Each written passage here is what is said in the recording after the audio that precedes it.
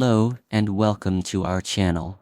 In this video, we bring you a detailed report on the escalating crisis in southern Syria, where violence in the Druze majority Suwaida region has led to deadly clashes, and Israel has responded with rare airstrikes deep inside Damascus.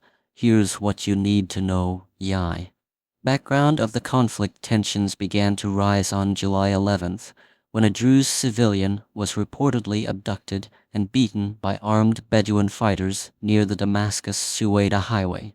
The incident quickly sparked violent retaliation, leading to armed clashes between local Druze militias, Bedouin factions, and Syrian government forces in Suwaida province, a region that has long demanded greater autonomy. Multiple armed groups are now involved, and what started as a local dispute has spiraled into a broader conflict involving state forces, tribal militias, and foreign actors.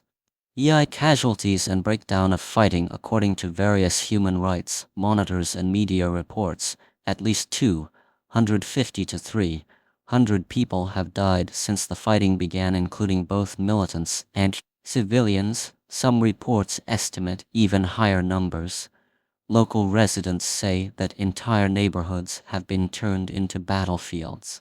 Several ceasefire attempts were made but collapsed within hours due to mistrust and lack of enforcement mechanisms. The Syrian military, backed by armored vehicles, has conducted operations in the region. Meanwhile, Druze fighters are using guerrilla tactics to resist what they describe as an oppressive government crackdown. Israeli airstrikes in Damascus on July 16th. In a surprising and high-impact move, Israeli fighter jets launched airstrikes targeting Damascus, the capital of Syria. The airstrikes hit the defense ministry and areas near the presidential palace, a rare strike on core government installations. The Israeli Defense Force, IDF, stated that the strikes were meant to protect Syria's Druze minority, who they claim were under direct threat from Syrian regime forces. The strikes caused 3 confirmed deaths, according to Syrian health officials, and over 30 injuries. Other sources, such as Reuters, reported that 5 Syrian military officers were killed. This is considered one of the most serious Israeli military operations in Syria in recent years. International reactions and diplomacy. The Syrian government, now under President Ahmed al-Shara, strongly condemned the airstrikes, labeling them as an aggression and a violation of Syria's sovereignty. A statement from Damascus warned of consequences, but stopped short of threatening retaliation. Meanwhile, leaders within the Syrian Druze community are divided. Sheikh Youssef Jarboe, a senior religious figure, has supported a ceasefire and called for negotiations. In contrast, Sheikh Hikmat al-Hijri urged followers to stand firm and continue resisting government pressure. Internationally, the United States and the European Union have called for immediate de-escalation. U.S. Secretary of State Marco Rubio described the incident as a tragic misunderstanding and said that diplomatic efforts were underway to restore calm.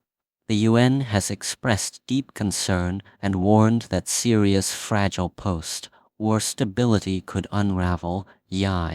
Why this matters? This crisis matters for several reasons. Rare Israeli strikes on Syrian state targets. This is not just a routine airstrike on a weapons convoy or Hezbollah outpost. These were direct hits on the Syrian regime's political and military centers. Protection of the Druze minority. The Druze, a religious minority with populations in Syria, Lebanon, and Israel, have historically had tense relations with all surrounding governments. Israel's actions show a shift in strategy from indirect support to direct military intervention. Regional tensions escalating, with both Iran-backed militias and Israeli forces operating in Syria. The risk of wider regional confrontation is growing. Fragile peace in Syria at risk. Syria has been attempting to rebuild after over a decade of civil war. These clashes threaten to undo any progress made and plunge the South into renewed chaos. EI. Expert analysis. Security analysts suggest that Israel is signaling a new red line. Any threat to Druze populations near its borders will be met with military force. At the same time, the Syrian regime faces a critical test. If it cannot stabilize Suwaida, it risks emboldening other minority regions to rise up, further weakening central authority.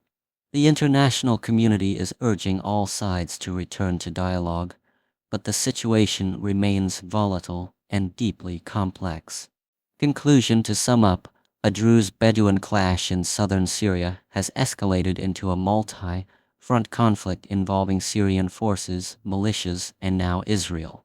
Israel's rare airstrike on Damascus has raised alarms internationally and may shift the regional balance of power.